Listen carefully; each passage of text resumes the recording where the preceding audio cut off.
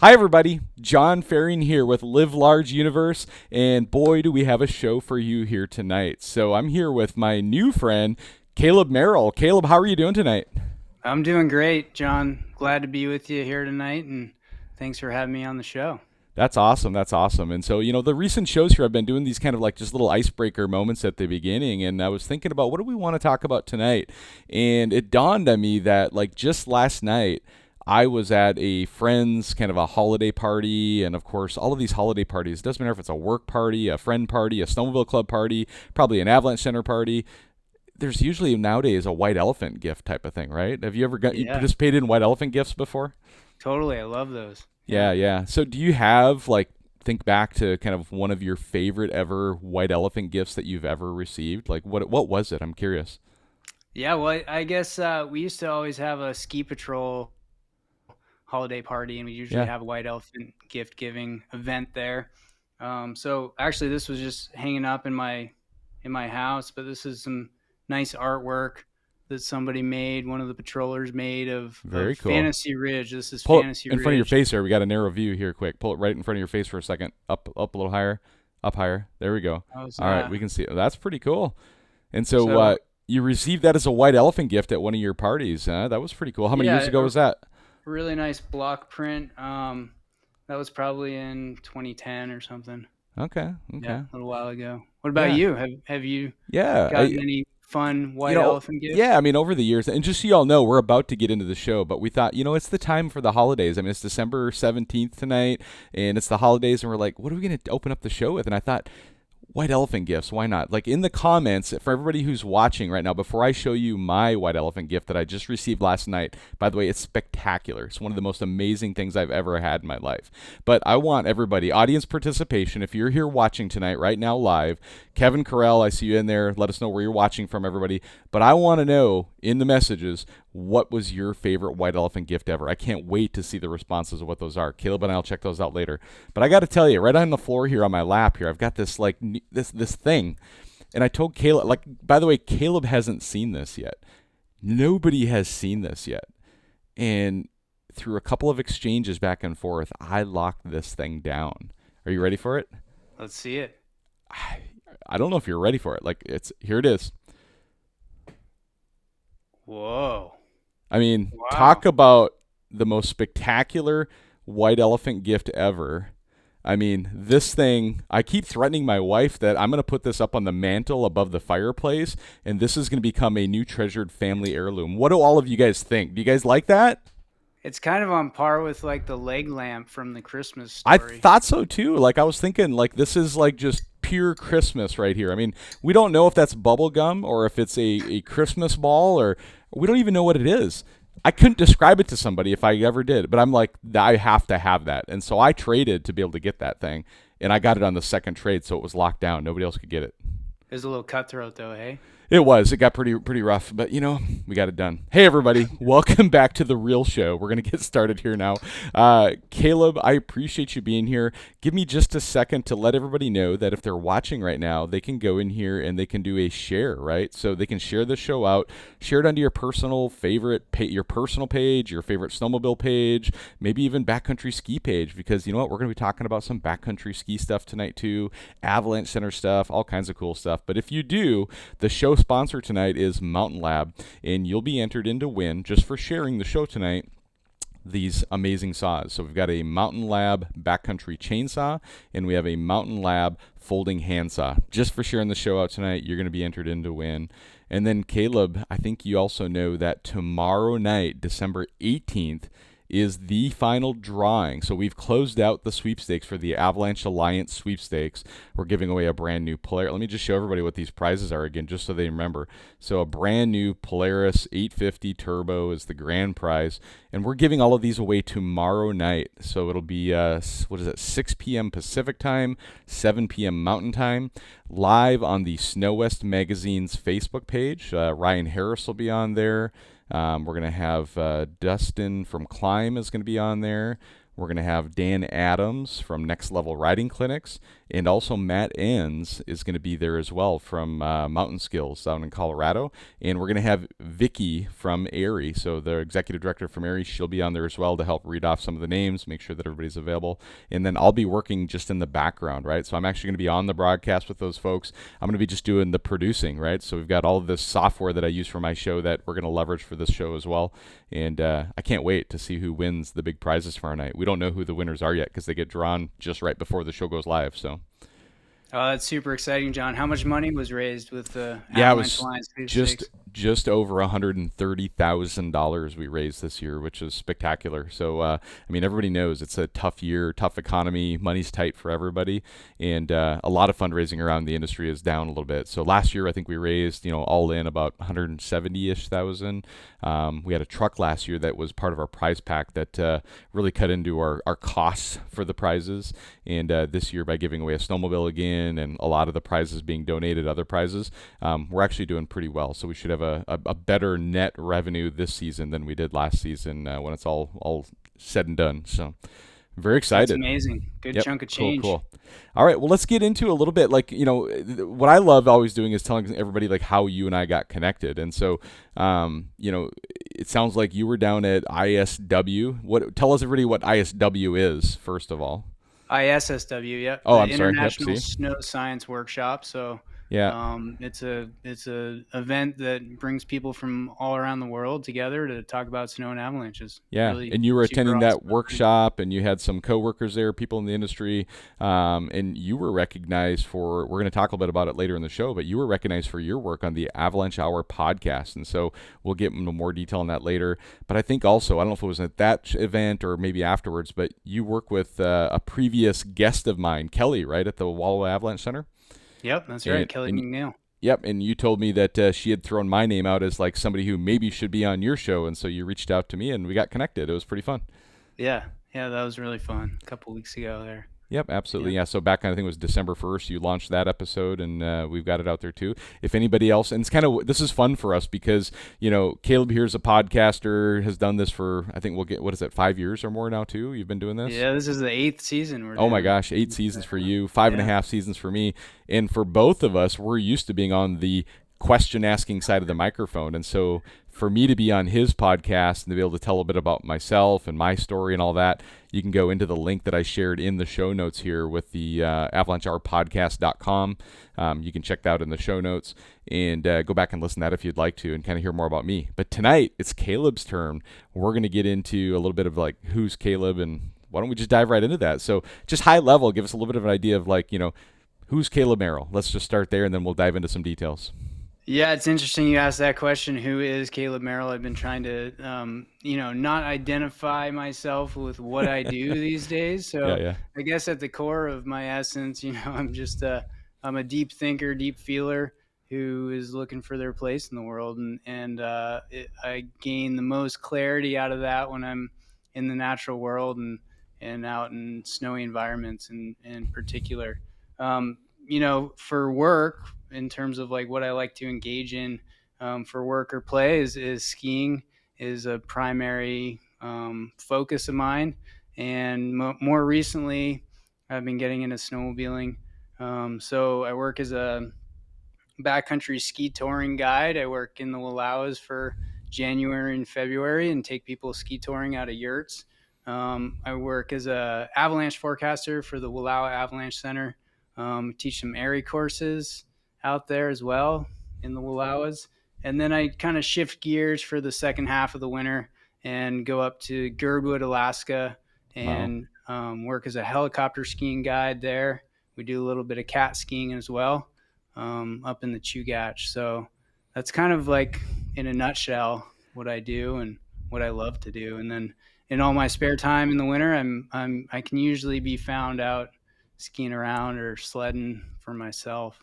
Yep, that's awesome. And so one of the things we wanted to go into is, and I just want to call this out because it may not be obvious to the regular folks who are watching my show, but, it's really an honor for me, and I think for hopefully all those who are listening, the opportunity to listen to Caleb, because Caleb is really well known in the kind of the avalanche industry, the backcountry ski industry as well, just through the things that he does. But the podcast really has put him on the map too. Like, and I was surprised too, like me jumping on your show, your podcast, how many people reached out to me that are in my network that I didn't tell anybody, other than I shared it on my Facebook page.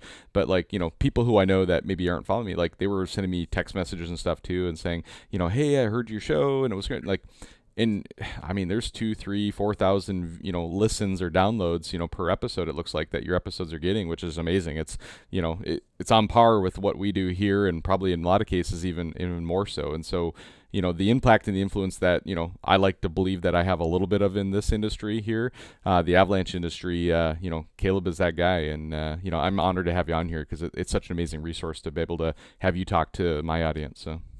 Well, it was really cool getting some emails from listeners that were like, yes, more motorized content, Awesome. Like they want to hear more motorized focused episodes, which I'm really excited in hopes to sharing more of that in the future. So Yep, yeah, that's that was awesome. cool. That's awesome. So tell us a little bit about your path of getting into kind of what you do, kind of the avalanche industry, if you will. Kind of give us some of your background and your path of how you've gotten to where you are. Sure. Yeah. I mean, skiing's always been a big part of my life. Growing up, I was fortunate to have parents that loved to ski as well. And I grew up on the East Coast in New England and mostly in Maine. And went to college in Vermont and kind of skied my way through college as well, like scratching my way around on the ice of New England. And then as soon as I got the opportunity, I was like ready to go ski POW. And after graduating college, I secured a job on the Solitude Ski Patrol, which is in Big Cottonwood Canyon in Utah. And I kind of like found my people there, Yeah. it was a great experience to start doing avalanche control, and for better or worse at that time, Solitude had some like pretty high turnover. And so we had a patrol of 14 people. And I think my rookie year, we had 6 rookies. And so it was kind of all hands on deck. There's a lot of avalanche terrain at Solitude, and not necessarily like huge, massive avalanche paths, but a lot of like nooks and crannies and technical terrain, a lot of hike to terrain. And so I was really fortunate to get kind of thrown right into the fire there.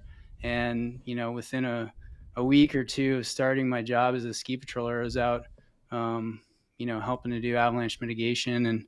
And over my time there, I spent 7 years there, and kind of climbed through the ranks and ended up being an avalanche tech and assistant avalanche mitigation director.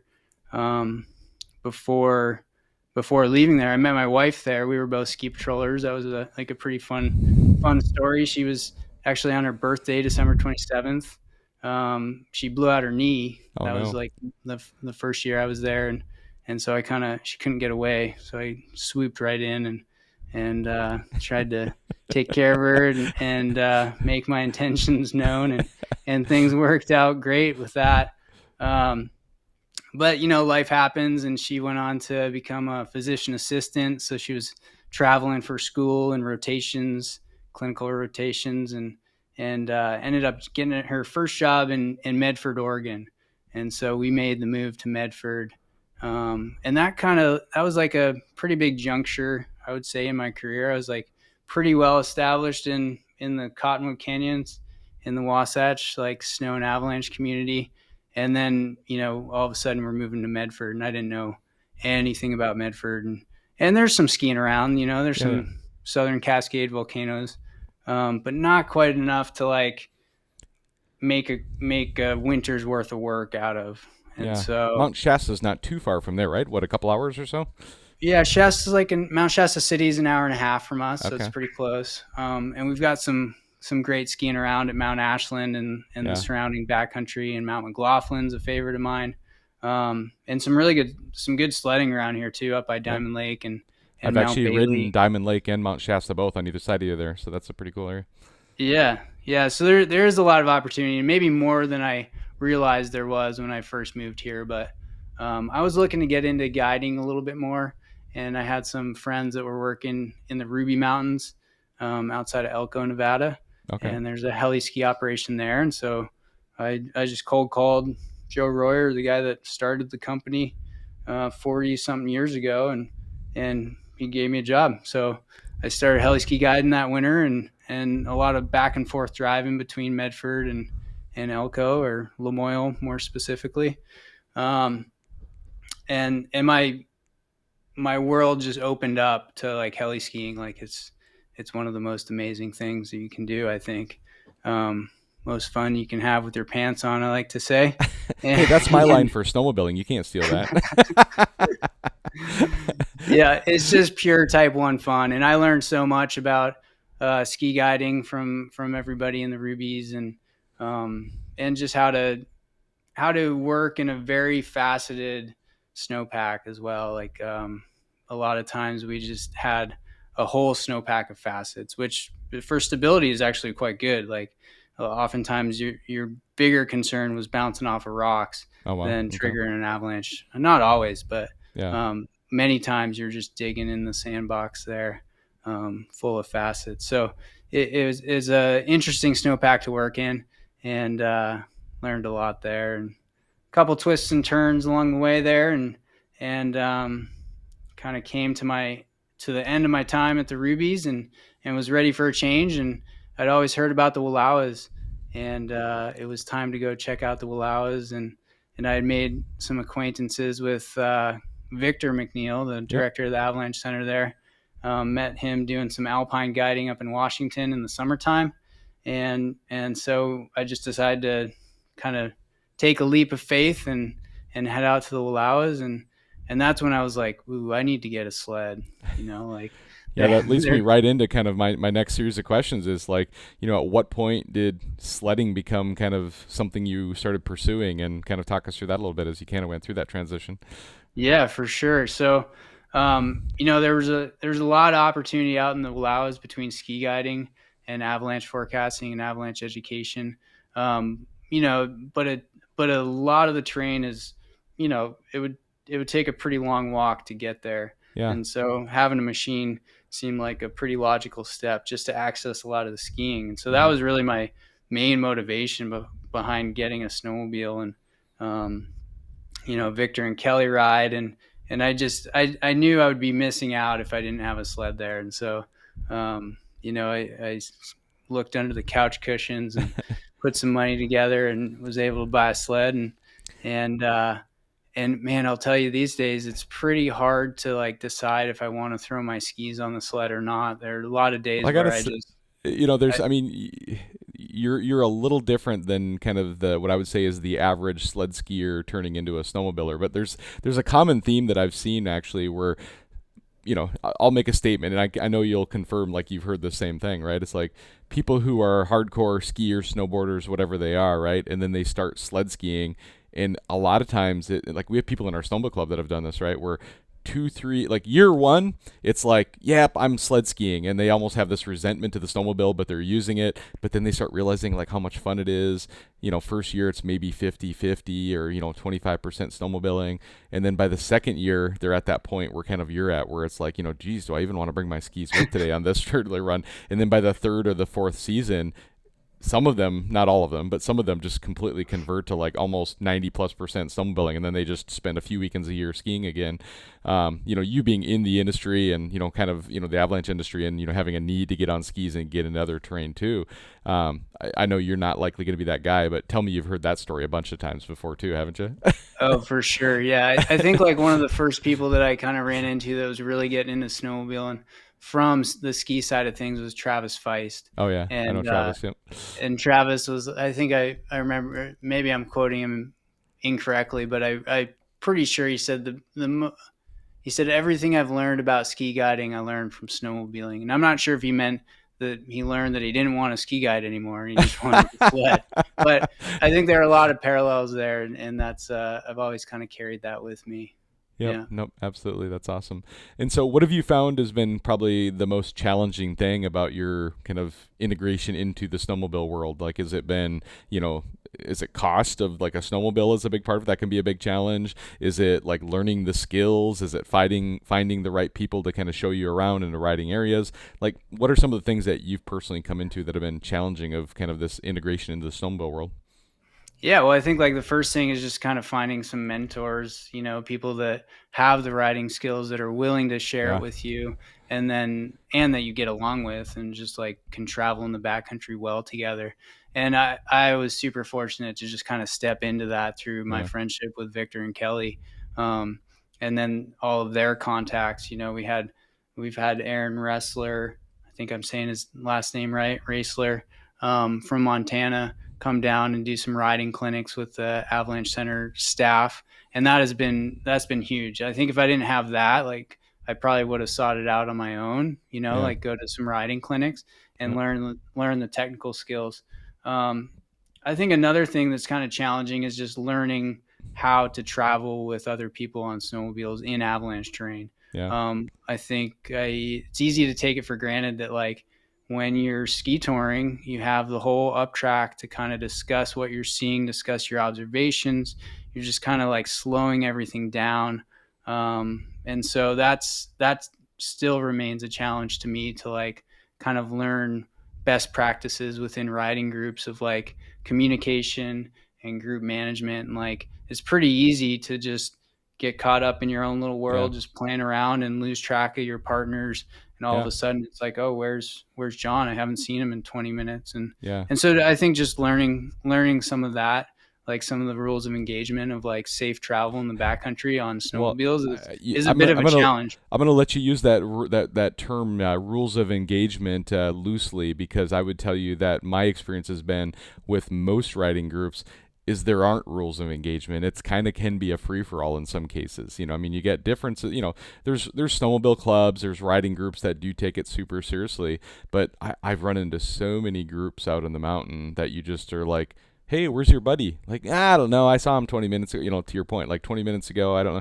Well, you might want to check on him. We're like, oh, yeah, he's fine. Like, I'll get him. Do you have radio? Nope, I don't have a radio. I saw him like an hour ago. I don't know. We'll find each other again. Like, oh my gosh. I'm like, that guy could be dead and you have no idea, right? Like, literally. Right. Could have Totally. hit a tree, could have been upside down under a snowmobile, could have been in an avalanche.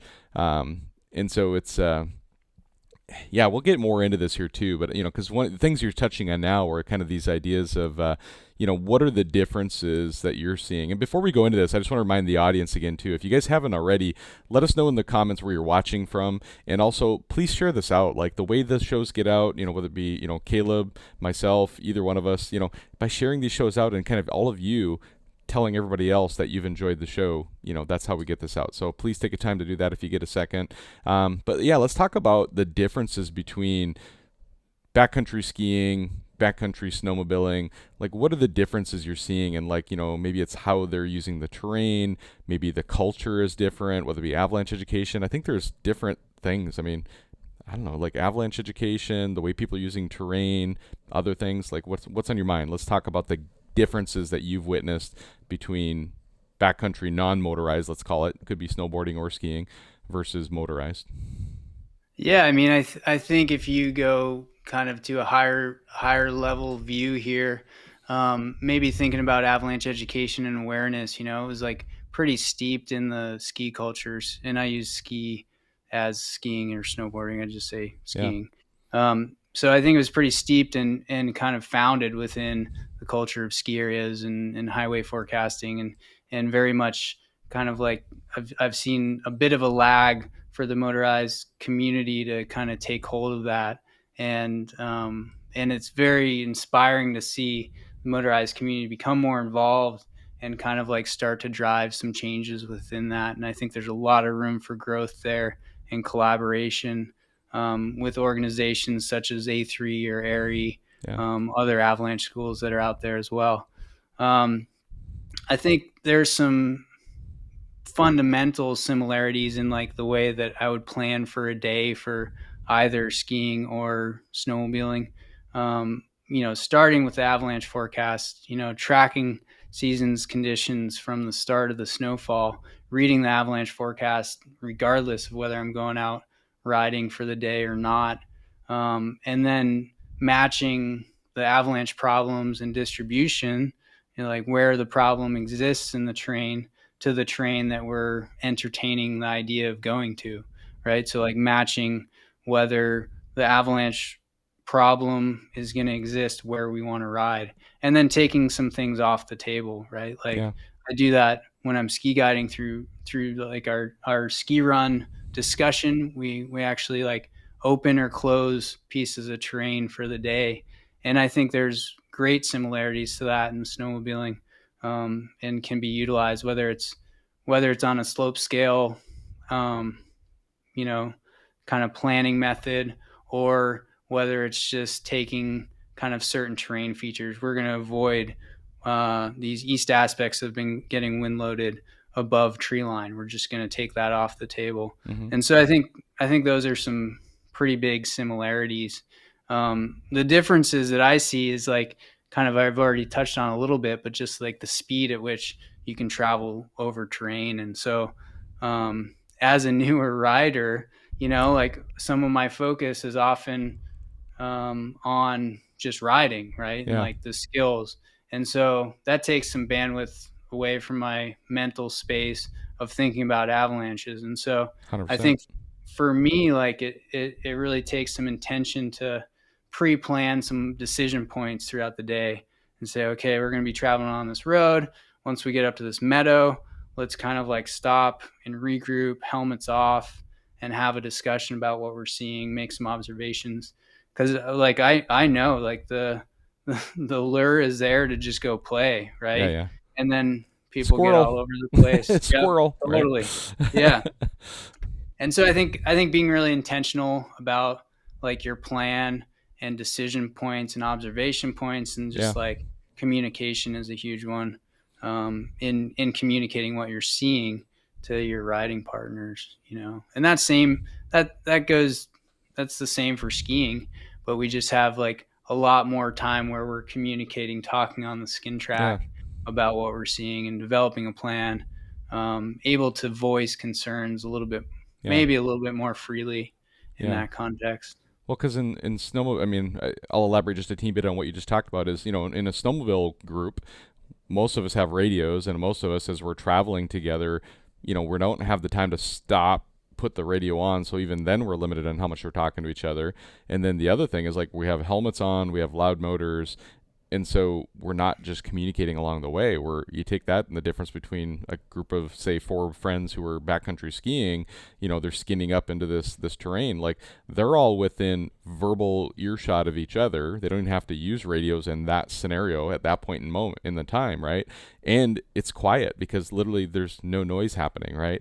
And so the natural part of that process is conversational, and someone's going to say, hey, do you guys see that cornice up there? Or hey, do you see this wind blown snow, or whatever you're seeing? Or hey, did anybody else just hear that woomph that we just had? Because we could actually hear it. We weren't on our snowmobile making noise, and so there's a very big difference in that communication style that happens. And so I would argue, and I think the point you've already made here, is that snowmobilers, we all need to be very much more intentional even than backcountry skiers are, because it doesn't just come organically, right? Mm-hmm. And so it's something we're going to have to really, strive for. And so, as a ride leader, plan intentional stops along the way. Maybe it's right before a potential avalanche chute in the trail.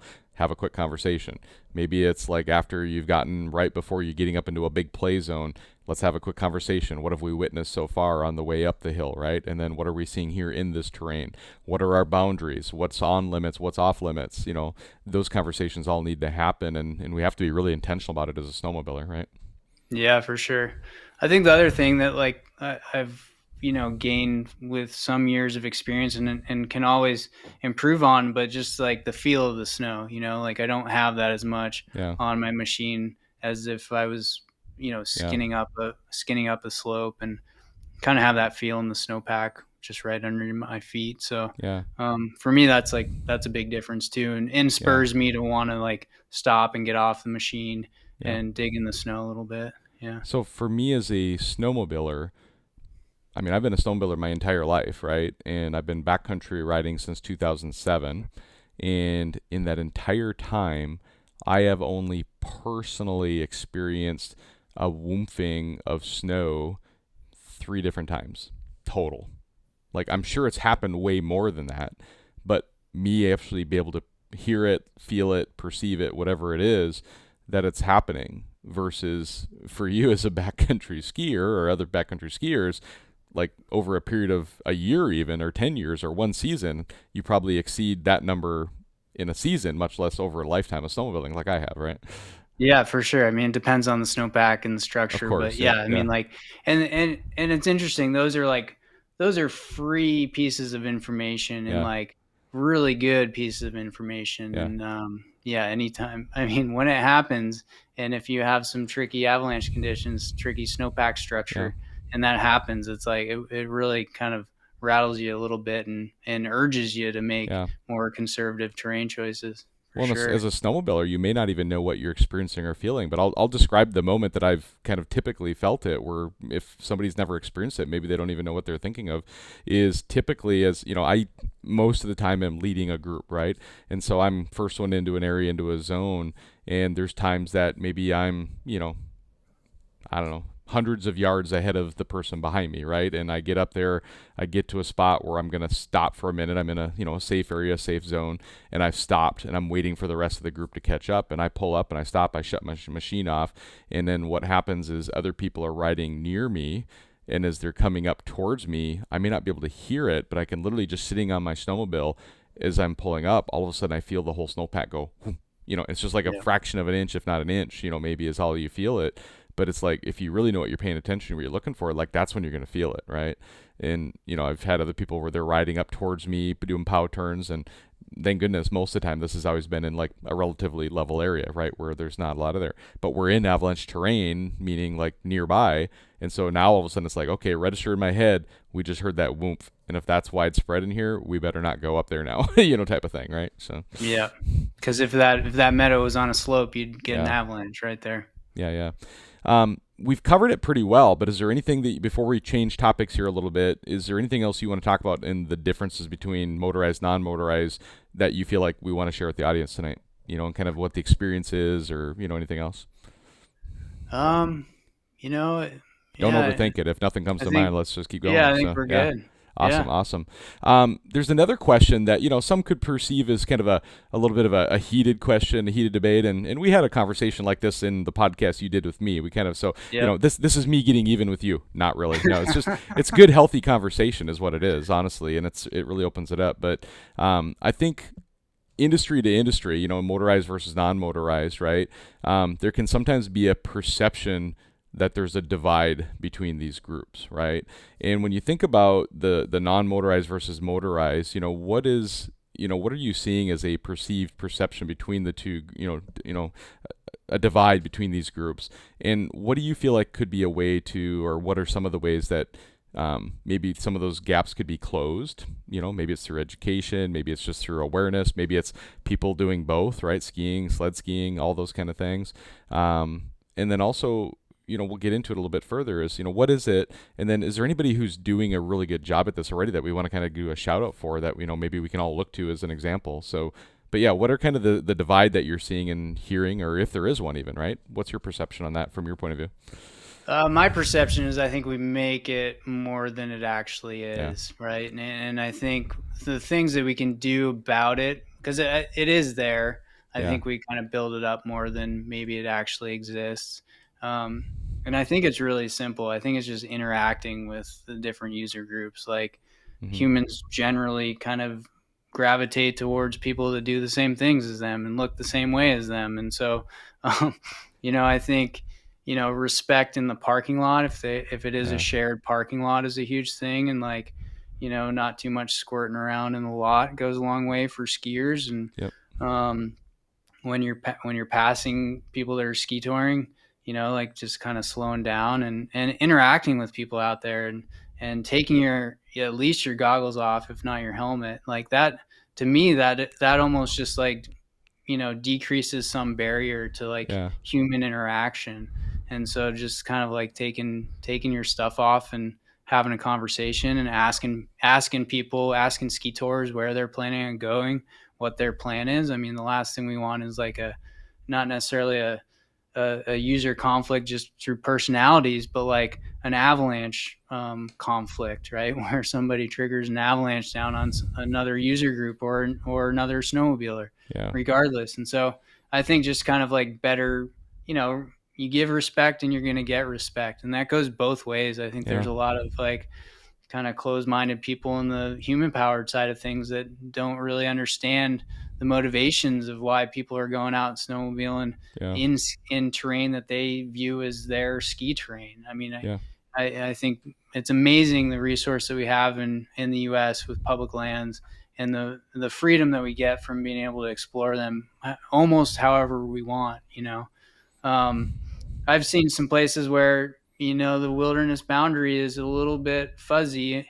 Either those boundary markers are getting buried by snow, or maybe they've been vandalized or whatever, and it seems like people are sledding into wilderness areas. And I've been tempted myself, and I think that goes a long ways to like just respect land ownership and land designation boundaries.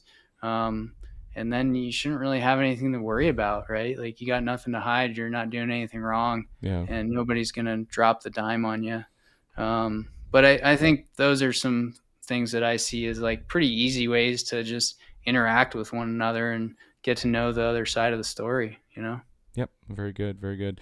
Do you feel like there's anybody, on either side of the table here that we should be looking to as maybe a beacon of like, hey, this is somebody who's really got it figured out of how to bridge that gap and maybe some things that they're doing, somebody we can maybe start following? Is there anybody that you're aware of out there? And if not, no big deal. We can keep moving. But yeah, I mean, I think there are a couple of professional athletes that I've come across, and I'm sure there are more than just these couple, but two younger guys, Lucas Walks, Banks Gilberti, that are both really skilled riders and can really throw down on skis as well. And so, very nice. they're doing a lot of their filming off of their snowmobiles. But I think, I don't know, those are two people that come to mind. I'm sure there are others, right? Yeah. But like, I think the people that are kind of have one foot on either side are the ones that understand some of the issues the best. And people like Kelly and Victor, my friends in the Wallowas, Yeah. like those guys ski a ton and they ride a ton. And they're doing a really good job of like reaching out to all users in the backcountry. Absolutely. Absolutely. Well, and I think to dumb it down as simple as possible, it just literally comes down to common courtesy, right? Like human just human be a good common courtesy. human. Yeah, I mean, Yeah. I think of even in the motorized community, like I've got, for example, I off-road, like I use a Jeep, and I also use my snowmobile, right? Two different versions of off-roading. We're both off-roaders. I'm the same guy doing both things, but nothing upsets me more than seeing an off-road vehicle driving up my snowmobile after December 1st, which has happened already this season. I've seen it. But how do I, as a snowmobiler now, approach my friends who are the off-roaders who I see, not literally my personal friends, but just, I'm calling them friends because they're my off-road friends, right?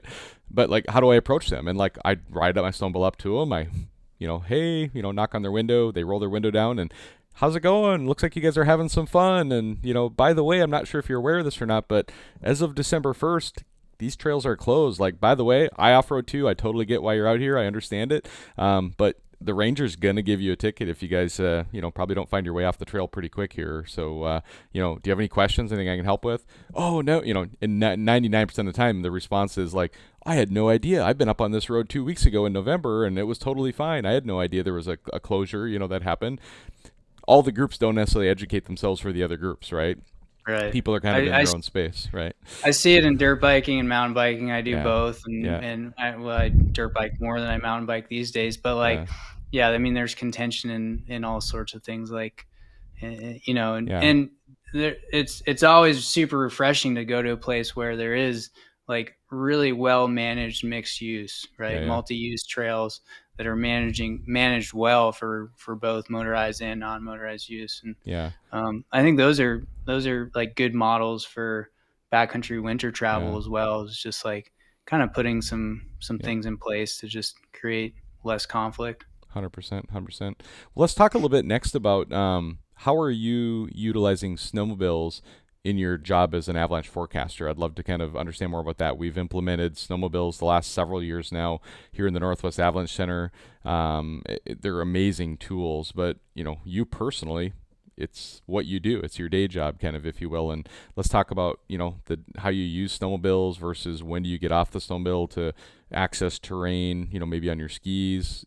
just talk us through how you're using a snowmobile in your day-to-day operations at the Avalanche Center. Yeah, sure. And I should preface this, like we're a type 2 Avalanche Center in the Wallowas, so we put out forecasts Thursday through Sunday, and then a Gotcha. general avalanche information bulletin on Monday that carries through Wednesday, unless there's like a significant change in the weather, the snowpack. And it's not like a full-time gig for me, right? Like I love the avalanche forecasting work. But I'm also working 2 other jobs at the same time, and we all wear like lots of different hats out Yeah. there. Which variety is really nice in this industry to be able to like do a bunch of different things like that. But I think for my work as a forecaster, just going out for observations, it's amazing how much more terrain I can cover on a sled. Obviously, Yeah. like that's the obvious thing, is just covering more terrain, getting more observations across different elevation bands, different aspects. It's tremendous. It's an amazing tool. And I often will use it in conjunction with my skis, like get out to a zone, maybe get a bunch of observations on my way to the zone, and then go dig a little bit deeper, like on my skis. And it's nice to stretch the legs too. So, Yeah. Absolutely. yeah, I mean, I think that's the biggest thing is like the most obvious one of just the ability to cover so much terrain and see so many different pieces of terrain, and how the snowpack is changing across the space there. Yeah. Well, I know here in Washington State, I can only assume it's the same in yours, but I'll share what I know up here in Washington is, a lot of the snowmobile riding zones are probably farther than the average forecaster would be willing to skin in on their skis, right? And Totally. so now that our Avalanche Center has access to snowmobiles up here, and again, I can only assume the similar thing there, we're now able to actually get into the zones that snowmobilers, are using on a regular basis, right? Because they're farther deeper in because they physically can, and that's where the route and the trail takes them. And so the ability to have snowmobile access to avalanche centers, and so think about that as a snowmobile community. What are we doing to support? And that's kind of my next set of questions here is like, what can we do as a snowmobile community to support our avalanche centers, right? And we'll get into some more detail there, but I'll tee it up and say, just help figure out how to help the avalanche center have enough funding or ability to get access to snowmobiles, right? Like the Northwest Avalanche Center, my understanding is one of the last the avalanche centers in the country that started using regular snowmobile access. There may be still some others out there, but as far as the big ones go, like NWAC was one of the last to the table with using snowmobiles, and it's an amazing partnership with Clem's Enumclaw Power Sports. One of the show sponsor here, right above my head here, we got the logo for Clem's, and a big shout out to them again for the access to 6 snowmobiles every season that they basically put on loan to us to be able to use here in Washington State to really serve the backcountry snowmobile community, right? To go into the areas that we all are riding. So, but what else? I would Ahead. think No, like if there are centers out there that aren't using snowmobiles yet, it's probably because they don't have riders on staff, right? And maybe there's a bit of intimidation about the riding. So I think another thing that riders and clubs could do is to like reach out to those people and try and facilitate putting on some riding clinics. Like that's for me, that was like tremendously helpful, is to like learn from actual riders, not other avalanche forecasters who've been riding sleds, 2 years longer than I have, but like actual riders like that goes pretty far as well. I think another thing is just like almost it's super valuable to just get observations. So like that was right on my mind too. I love it. The uptick of observations from motorized users is like so cool to watch, and I think it's probably worth mentioning like what makes a good observation. Yeah, like, let's do that. Any observation is a good observation, but like if you can describe what the riding was like, like if you don't have to even know much about avalanches to make a decent observation. Of course, if you see avalanches, we love to get pictures of those avalanches and kind of like where you were, where you saw them. Rough dimensions are always nice, but just like a photo of where you went riding, what you were seeing, what the riding was like, Did I you don't see know. any avalanches? I don't know if this will show well or not, Looks like but some surface horror. yeah. So that literally is a photo that I took yesterday up at 4,200 feet of elevation on our ride. And I submitted that photo with a very brief description of where we were, the GPS location, and that photo saying, heads up, we saw a bunch of surface ore up there at 4,200 feet above the pass. I gave them the GPS coordinates.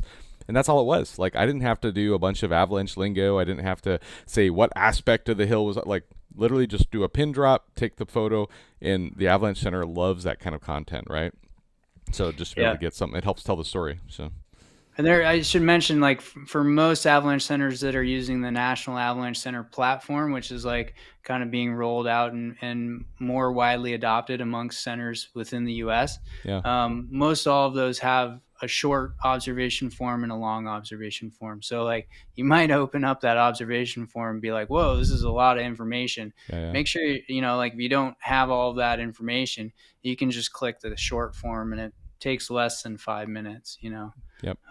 So that's really helpful, especially in data sparse areas such as where we operate in the Wallowas. Like we don't have a ton of users out there, and so any observations we get are vital to painting the bigger picture of what's going on out there. Yeah. Yep. Very good. Cool. The next thing I'd like to chat about is, motorized users and avalanche education. Like, my perception and what I know is that there's been a long, long history of backcountry skiers, and it's been part of the avalanche, the backcountry ski culture has had avalanche education as part of its culture for 30, 40 years, right? We're snowmobilers, it's been a lot less so. Like maybe the last 5 or 10 years really is what we've seen and across a lot of the country. Talk a little bit about what you see for motorized community overall and kind of what you're hearing throughout the industry on where we're at with motorized avalanche education, kind of as a, where we're at and where do we want to see it go? Like, what do you see as the future of motorized avalanche education down the road as we kind of, where are we at, where are we going with motorized avalanche education? Sure. Yeah. I think a big stride in the last like maybe 5 to 7 years has been like the motorized curriculum has been redeveloped by Yeah. not just ARI, but I mean, there are many other providers of avalanche education other than ARI. And I think everybody is at least like the big six, the big six being ARI, Silverton Avalanche School, Colorado Mountain College, and Alaska Avalanche School. There's some others that I'm probably forgetting here, American Avalanche Institute, but everybody's kind of creating a more motorized specific. And I think that was such a disservice when we were trying to teach avalanche education to motorized users using a curriculum or a framework that was built for skiers and snowboarders. And so I think that's been a huge step. I think there's a bit of a lag in creating standards for those motorized curriculums, especially in like the recreational context, like the pro courses aside. That's another thing that's been huge is like creating pro specific motorized specific pro courses. Nice. And so I There's think there's one going to be going on some. right now in Oregon, isn't there? Yep. Yeah. Kelly and some others are down in halfway, and they're doing it's actually I think it's a course leader training for ARI, or Yeah. maybe an instructor training course. Yeah. Yeah, there's some, like at least 4 of my friends who are there attending it right now, and almost all of which who've, and along with others who've, actually probably that entire class has probably benefited from the Avalanche Alliance sweepstakes and the LiveLARGEUniverse scholarship program that we have at ARI. And it's really cool because there was a big shout out post that came today from that class. Several people took a picture together and says, John, thank you so much for the support. And again, it's not just me, it's ARI, it's, all of you guys who help support things like the sweepstakes. All of you guys are making that happen, and we're getting more avalanche trainers, educators in the industry to help serve the community, right? So sorry for that little infomercial there, but that was pretty cool to see today. So yeah, no doubt. I think some other areas that are gonna like see some light here in the next few years is I mentioned the American Avalanche Association is kind of like looking at some of the standards around the recreational curriculum. And I think there's a motorized working group that's kind of like helping to develop that. So I think what's super cool is that you know, a lot of this growth is coming from within the motorized community. Nice. And so like we've seen this shift from like, you know, not necessarily like pushing it down the throat of the motorized community, but like a big push from the ski and snowboarding and ski area forecasting community, kind of like pushing that on the motorized community. And now it's starting to seem like it's being grown from within, which is awesome. Another thing I've kind of got my eye on is like, what sort of standards are going to come about for motorized guides. So, you know, like looking at what's going on in Canada with the Canadian Motorized Backcountry Guides Association, who's actually like creating standards for guides in the backcountry on machines. Because that doesn't exist yet. And, you know, like there's both sides of the coin with regulations and kind of like standards, but I think it legitimizes things and kind of brings everybody a little bit more on the same page. And so I'm excited to see what might happen in the US around some guide standards. Very good. I don't know. Do you know anything about that? I don't at this point. Nope. I'm not involved in that part of the conversation. So it's kind of cool that like I did a fun episode with Ian Stewart Patterson out of Thompson Rivers University, and he had a lot to do with kind of developing some of the beta program for this Canadian Motorized Backcountry Guides Association, and kind of like the testing. It's much like a guide certification for a ski guide or a alpine or a rock guide that we have in the U.S., but it'll be really cool to see where that goes here in the future. No, that'll be awesome. For anybody who's watching, you know, by the way, thanks for keeping up here and watching. And if any of you guys have questions for Caleb before we're done wrapping this up tonight here while we're live, right now would be a perfect time for you to drop any just ad hoc questions that you have. I'll watch for those in the chat if there's any that pop up. But in the meantime, let's dive into the Avalanche Hour podcast. Let's talk about, you know, how long have you been doing it, what inspired it, and if someone were to go check out your various episodes, what kind of content are they going to experience? Like, let's talk through some of those things. So, like, how long have you done it? You know, what inspired it? So, yeah, sure. So I was on my way to the International Snow Science Workshop, ISSW, in 2016, which was in Breckenridge. And I was driving out there with some friends from Mount Shasta. And I was like, we were listening to podcasts. And I was like, I'll just do a search for podcasts about avalanches. So I Googled that, and all that came up was the Colorado Avalanche hockey team podcast, which I'm sure is a great podcast, but not necessarily like the Avalanches that I was looking to listen to about. And so kind of on that drive, like I was like, well, you know, I could do this. You know, I had as soon as I left the Wasatch, I felt like I was a little bit less connected to the snow and avalanche community living in Medford. You know, like I wasn't around colleagues that were working in the snow all the time. And so I felt like a bit of a disconnect, even though I was going down to the Rubies to Heli-Ski guide. You know, it was just like, I just felt like I could be more connected with the community. And so I just had this idea, nobody was doing it. And I thought, you know, this would be fun. And my whole mission was just to have interviews, right? So like I know a little bit about snow and avalanches, but like there's a lot of people out there that know a lot. Yeah. And I wanted to tap into that, and I wanted to be able to share that with other people. It's crazy because like I've heard this over and over again, and it's been my experience as well, is that you have no concept when you start something like this what it's going to do for your own both education and the network and your ability to kind of like, it's crazy. It's unfathomable, right? Like you get into this and you're thinking like, oh yeah, I'm going to interview a couple of people. This is going to be fun. And before you know it, all of a sudden your own knowledge just goes through the roof because you're just absorbing all of this, you know, whether it be weekly or every other week or however often you're doing the podcast. And then before you know it, like your name now along the, I mean, let me be honest, there's probably, you know, a few hundred different forecasters or more across the country, and most people in the industry, if you ask them, hey, what's the Avalanche forecaster's name up in NWAC or down in Colorado or whatever, most people, if they're in another state, they may or may not even know that. Like I know it's a small group, a tight community, but you're talking hundreds of people. Guess what? Everybody knows who Caleb is. Like there's not one person in this industry who doesn't know who Caleb is because they all follow the podcast. Not to follow Caleb, but to follow all of the experts that he's bringing to the table, but that puts Caleb on the map, right? So it's an awesome experience. Like I've seen it. It's been amazing. I guarantee you've experienced the same thing, right? Yeah, no doubt. And you know, my ultimate goal was to create a platform for just sharing, Awesome. and you know, I learn best through hearing other people's stories, you know, Yeah. like I'm not necessarily like I struggle getting through all these like scientific papers, like it doesn't always speak to me, but like Yeah. if I can listen to a story about somebody who Yeah. was either caught in an avalanche or who had a near miss or an accident, like I really hold those as like those are the gifts that we're given, especially when nothing bad happens and it's just a close call.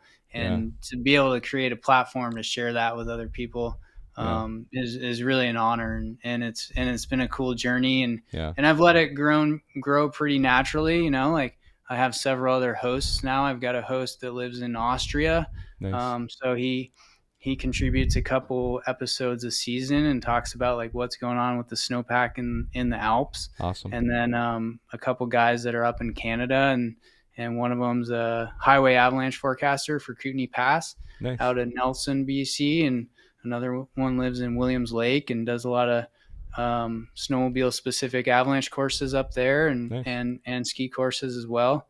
Um, and then a few other folks down in the States here that contribute as well. So it's been cool to like watch it grow and just add more voices to the podcast, and because I get tired of hearing myself speak from time Amen. to time. Yeah. I feel you. Yeah. So it's been fun, and you know, honestly, like I originally thought it was going to be just people coming on the show and like talking about their near misses and close calls, Yeah. and that was way harder to facilitate and draw out of the community than I thought it was going to be.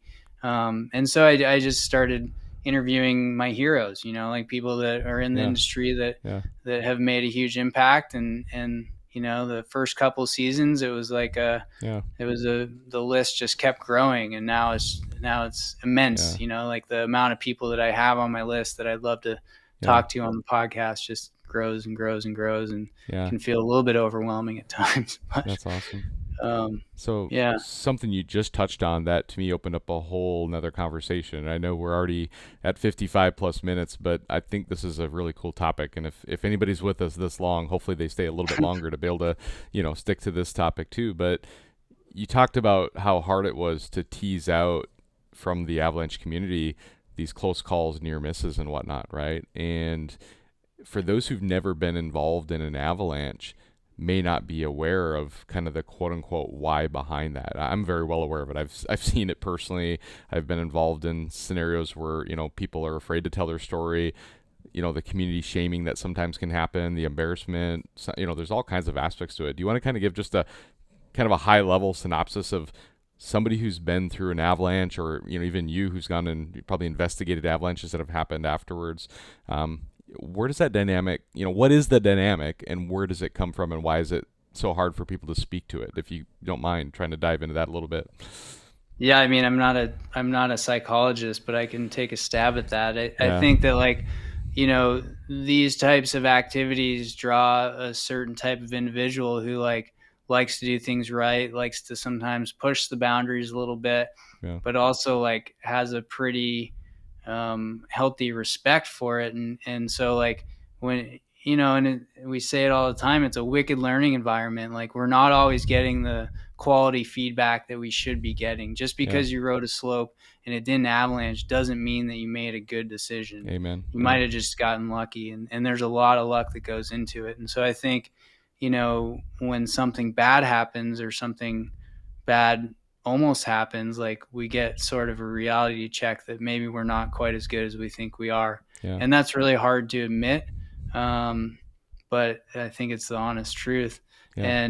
And so I think that's part of it. And I think there has been within especially the ski culture industry side of things, specifically ski patrolling, it's hard work, and people just like to put their head down and work hard, and kind of like not really talk about the why of what might have happened or what might have almost happened. Yeah. So yeah, I think there has been like a culture of shame, and I think that's changing, which is really cool to see, Nice. like especially led by professional athletes, professional snowmobilers that are sharing their stories of Mm-hmm. when they messed up or maybe misjudged something and something bad happened or almost Yeah. happened. Um, so I think that has a bit of why that is. Gotcha. Yeah. Gotcha. Cool.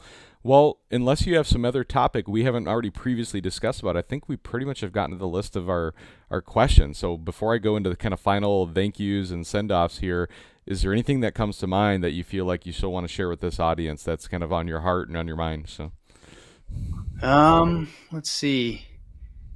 I think I feel like I've kept saying that it's really cool seeing some of the growth from within the motorized community.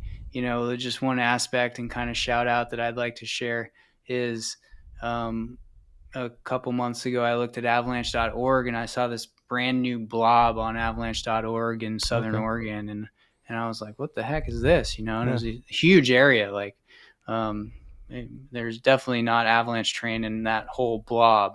But I did a little more digging and got in touch with Simon Troutman, who's the director of the National Avalanche Yeah. Center. And I said, what's up with this? And he said, well, the Oregon State Snowmobile Association wanted a place to share their observations, and so they're footing the bill for the interface on the website, It's and amazing. now we have like a great resource in Southern Oregon for observations, and all of the weather stations in the zone are populated on there, and so it's a great resource for everybody. And I was just like, I thought that was super cool that came from, because there's a lot of backcountry skiers around here too, but that Yeah. came from the motorized community, like that initiative. That is super And cool.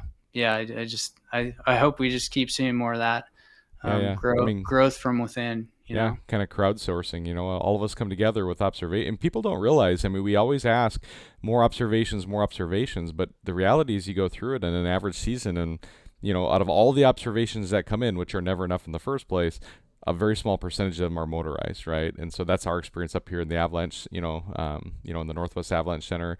I've been out riding 3 times so far this season, and so far I've submitted 2, right, for the season. And so I'm trying to do my part. That's kind of one of the commitments that I have this season is I find that early season, I'm okay at it. And then by the time I get to mid-season, my brain just blanks out and I kind of forget to do it. And so anybody who sees me out in the snow, call me out and say, hey, John, when was the last time you submitted an observation? And that'll be a good reminder for me. So I'll try to do my part as much as I can this season. So hopefully all of you guys can too as you're watching. So The other thing I'd say is just like kind of make that invitation from your clubs to the Avalanche Forecasters to come to club meetings. Like I yeah, think there could be a little bit more cross pollination there. And come to the regional snow and avalanche workshops and yeah, ISSWs, and really get involved. And it was a little bit disappointing being at ISSW and seeing the lack of like representation from the yeah, motorized community. And I get it, like it's a very kind of skier centric scene, yeah, but I think that can change, and I think there's room for that to change, and yeah, I think it's a welcoming group of people that would yeah. love to see that happen. Well, it's the Yeah, chicken and the egg scenario, right? It's like, who's going to show up first? Is the right. presenters going to show up to speak to a non-motorized group, or are we going to have motorized spectators come into the event and then demand motorized speakers, right? Like it's the Yeah, chicken and the egg. Which one's going to come first? And I think it's a lot easier to have the conversation of, hey, every year 20% of our audience is motorized now instead of like 0.1%, and now we have a reason to bring in the motorized instructors and stuff for the presenters to those different topics. So that'd be a lot easier conversation to have than the other way around, where we're inviting a motorized topic instructor to come in and speak to an entire group that's non-motorized. That's great, but also like if we're trying to make an impact in the motorized community, you got to have the community there. So yeah, it's the chicken and the egg. But I think as a community, we owe it to all of ourselves to be able to show up to those events and really make ourselves known and make the difference, as you're saying we're seeing around the country happen. yeah, for sure. Cool. Well, I'm guessing you've already said a few people. Like you said, you have some people in your podcast that have already helped you and stuff too. Maybe do a quick list of them again. But like, who is it that you owe some gratitude to in your position in the industry, right? Like, is there somebody who's been a great mentor to you? Is there somebody in your life and your family that really has supported you? Somebody you want to give a shout out to, some thank yous, and then after we're done with that, let's wrap it up with where can people find you? Whether it be the podcast or if you want to put out a social media handle, whatever you want to put out. So, but any thank yous out there you want to give some gratitude out? Yeah, a lot of mentors that have helped me along the way, and I won't be able to list them all, but Ian Riddell and Doug Catherine and Joe Royer, Mike Royer, Fred Aldridge, and the Rubies. Those guys were pretty instrumental. Jonathan Spitzer.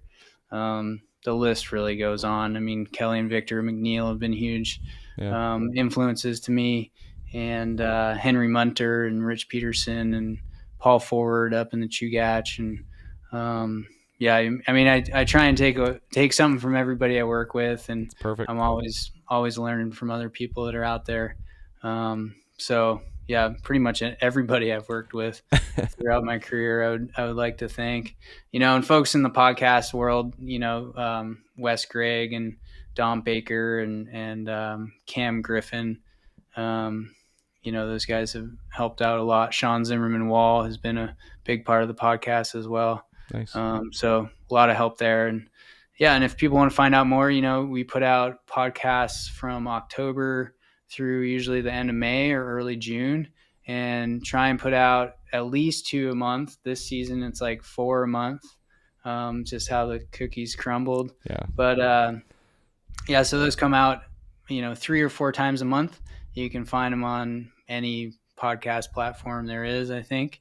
We've got a website, theavalanchehour.com. It's in need of some repair and update, but it's there. And we have a Instagram. We're at the Avalanche Hour podcast on Instagram and Facebook. Although I'm not super into the social media, but you can find show updates there. Yeah. Perfect. So appreciate you being on.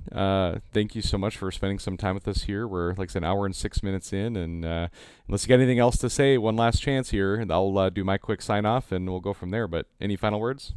It's been great being on your show, John, and I appreciate what you're doing for the community. And my pleasure. And just give me a call tomorrow and let me know where I can pick up that Patriot Boost when I win it. Oh, yeah, absolutely, because we're giving that away tomorrow night, and I'm sure Caleb and everybody else watching all will win. I mean, we've got like 100 of them, so we're going to give 100 of them. No, we don't. We got one.